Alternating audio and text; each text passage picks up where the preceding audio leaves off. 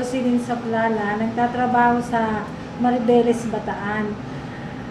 Last August, nakaramdam ako ng panghihina at panlalambot. Nagpunta ako ngayon sa Bataan Doctors, nagpa-check up ako at sinabi ng doktor, i-confine kita kasi para ma-work out kung ano ang cause ng panghihina mo. Eh di, ginawa na ko ng x-ray, chest scan, tapos lumabas sa x-ray ko, may mass ako doon, may bukol right chest ko. Tapos na doon sa x-ray ko, core biopsy.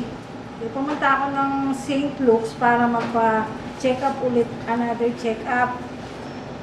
Sabi nung doktor, ipapa-biopsy nga daw. In-schedule ako ng biopsy. Tapos lumabas sa biopsy ko ng September 3 ata yun, na meron ako lung carcinoma. Ang recommendation nila sa akin, tanggalin yung bukol at tinanong ko kung anong mangyayari pag tinanggal yung bukol.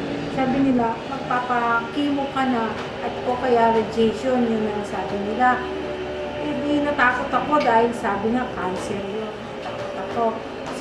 Sinabi ko sa mga kaibigan ko na ganun nga ang finding sa akin. May nag-recommend sa akin na pumunta kay Dr. Dizon dito sa may Olongapo.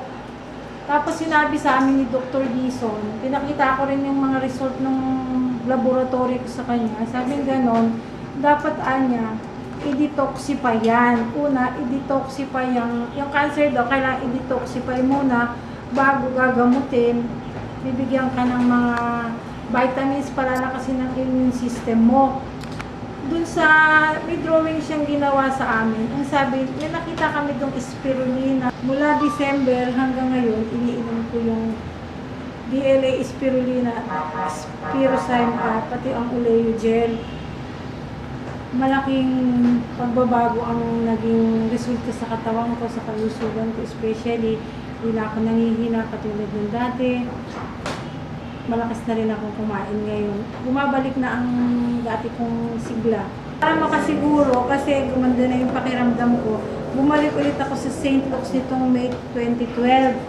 Nagpa-bone at brain scan ako. Pareho namang negative, hindi nag-metastasize yung aking kinatatakutang cancer. Ang good news po, pati ang aking lung carcinoma ay benign na.